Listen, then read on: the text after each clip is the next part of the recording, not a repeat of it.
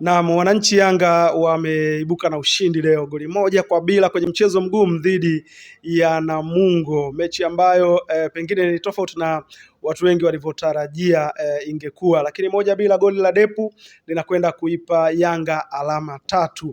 Niko hapa na Ramadhani Mbwaduke, ukipenda mwite Mbwaduke Stats, mtaalamu wa namba, data, takwimu, kila kitu kimelala hapa. Kwanza tuanze kwa kuzungumzia kiwango cha Yanga kwenye mchezo wa hii leo. Yeah. Kimsingi Yanga leo wamefanya kile ambacho klabu nyingi ambazo huwa na msimu mzuri huwa zinafanya hivyo, kwa maana kwamba hata pale unapokuwa sio kwenye kiwango bora sana, lakini bado unashinda, kwa sababu kimsingi kama ulivyotoka kueleza awali, Yanga dhidi ya Namungo kwenye uwanja wa Majaliwa haikuwa mechi nyepesi hata kidogo. Ni kwa sababu kocha Pedro Gonçalves akiwa anacheza dhidi ya kocha Juma Ramadhani Mgunda amekutana na ushindani mkali. Namungo ambayo ipo kwenye kiwango kizuri, lakini ilikuwa ni vipi? Dakika 45 za kipindi cha kwanza alichofanya Juma Ramadhani Mgunda ni kuzuia zaidi. Ni kipindi ambacho Yanga walimiliki mpira kwa 60%, Namungo akibaki na 40%. Yanga wakipiga mashuti 6, 3 on target. Namungo hawakuwa na shuti, walikuwa na shuti moja la kulenga shabaha, lingine nje, kwa ujumla mashuti 2. Lakini ndio kipindi ambacho Yanga walipata bao katika dakika 26, mkwaju wa penalty ulikuwa wavuni na Laurindo Depu, ikiwa ni bao lake la 4 katika mechi ya 3, ana assist 1.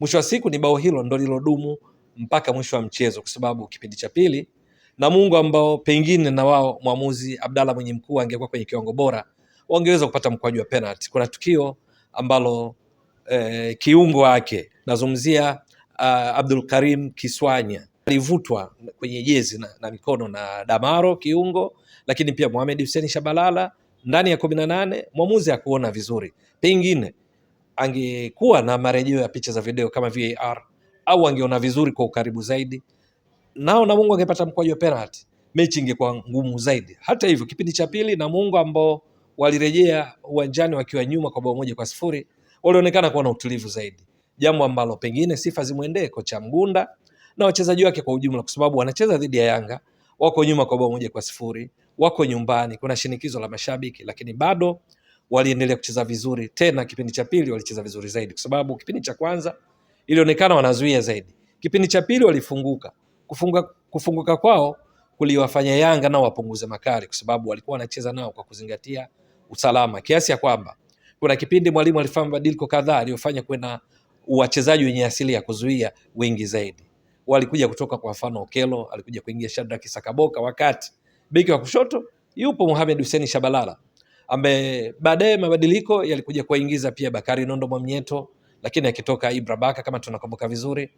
Kwa ujumla tu kukawa na wachezaji wengi wa kuzuia, kiasi ya kwamba Yanga walikuwa kana kwamba kupata lile bao moja wakataka walilinde.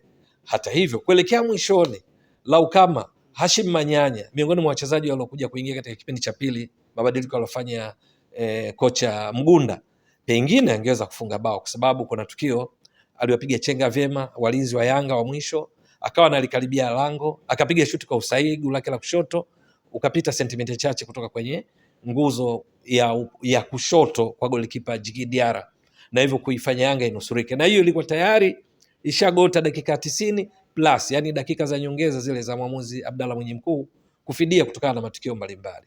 Lakini Gift Macha TV, Mbwaduke Stats Sport Next Level, ni kwamba pamoja na mikiki yote, mechi ni ngumu haswa, kwa sababu kile alichokifanya mwalimu Pedro Gonçalves hasa kwenye mabadiliko kipindi cha pili ni ishara tosha kwamba haikuwa mechi nyepesi, na hasa kuelekea mwishoni mwa mchezo. Waliotoka walikuwa ni pamoja na Depu, walioingia walikuwa ni Salum Abubakar Shwabo ambaye ni kiungo katika eneo la ulinzi pale, kwenda kusaidiana na kina Duke Abuya, kina Maxim Pia Zengeli, walau kulinda ushindi wake.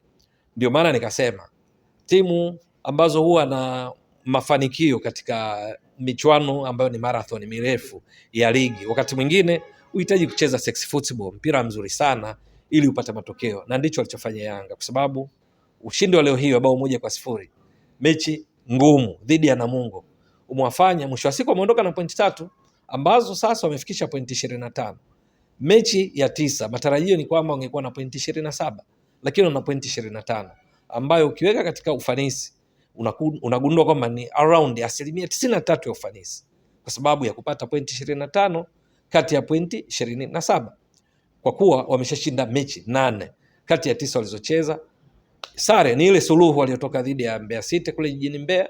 Lakini kumbuka msimu uliopita Yanga wakati wakitoa ubingwa mechi 30 walimaliza na pointi 82, ni performance ya 92%. Sasa hivi wana performance ya asilimia 91, namaanisha msimu uliopita 24-25. Sasa hivi wana performance ya 93%. Kwa hiyo kwa mechi hizi 9 Yanga wameshapandisha ufanisi wao kwa 2% zaidi. Mwisho wa siku inaangaliwa nani kakusanya pointi nyingi, mabao ili kupata goal difference, tofauti ya mabao ya kufunga na kuzuia. Yanga bao la leo lofunga la Depo maana yake ni bao la 22 katika mechi 9. Alafu wao wameruhusu mabao mawili tu. Ikumbukwe kabla mchezo wa leo Yanga walikuwa ndio timu imefunga mabao mengi, mabao 21, ndio timu imeruhusu mabao machache. Ilikuwa ishapiga mashuti 77, kati yao mashuti 39 yamelenga shabaha, wakifunga yale mabao 21 ambayo ilikuwa ni goal conversion rate ya 27%.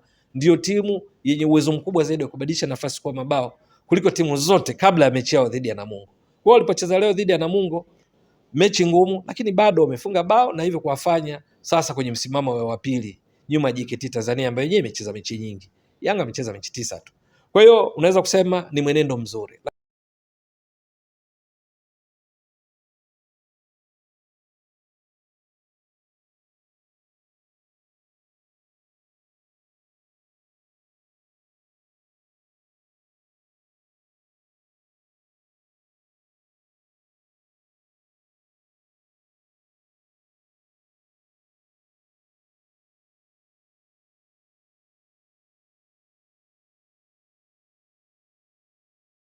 Timu imeruhusu mabao machache. Ilikuwa ishapiga mashuti 77, kati yao mashuti 39 yamelenga shabaha, wakifunga yale mabao 21 ambayo ilikuwa ni goal conversion rate ya 27%. Ndio timu yenye uwezo mkubwa zaidi wa kubadilisha nafasi kwa mabao kuliko timu zote kabla ya mechi yao dhidi ya Namungo. Kwa walipocheza leo dhidi ya Namungo, mechi ngumu, lakini bado wamefunga bao na hivyo kuwafanya sasa kwenye msimamo wa pili nyuma ya JKT Tanzania ambayo yenyewe imecheza mechi nyingi. Yanga amecheza mechi 9 tu. Kwa hiyo unaweza kusema ni mwenendo mzuri. Timu imeruhusu mabao machache. Ilikuwa ishapiga mashuti 77, kati yao mashuti 39 yamelenga shabaha, wakifunga yale mabao 21 ambayo ilikuwa ni goal conversion rate ya 27%. Ndio timu yenye uwezo mkubwa zaidi wa kubadilisha nafasi kwa mabao kuliko timu zote kabla ya mechi yao dhidi ya Namungo. Kwa walipocheza leo dhidi ya Namungo, mechi ngumu, lakini bado wamefunga bao na hivyo kuwafanya sasa kwenye msimamo wa pili nyuma ya JKT Tanzania ambayo yenyewe imecheza mechi nyingi. Yanga amecheza mechi 9 tu. Kwa hiyo unaweza kusema ni mwenendo mzuri. Timu imeruhusu mabao machache. Ilikuwa ishapiga mashuti 77, kati yao mashuti 39 yamelenga shabaha, wakifunga yale mabao 21 ambayo ilikuwa ni goal conversion rate ya 27%. Ndio timu yenye uwezo mkubwa zaidi wa kubadilisha nafasi kwa mabao kuliko timu zote kabla ya mechi yao dhidi ya Namungo. Kwa walipocheza leo dhidi ya Namungo, mechi ngumu, lakini bado wamefunga bao na hivyo kuwafanya sasa kwenye msimamo wa pili nyuma ya JKT Tanzania ambayo yenyewe imecheza mechi nyingi. Yanga amecheza mechi 9 tu. Kwa hiyo unaweza kusema ni mwenendo mzuri.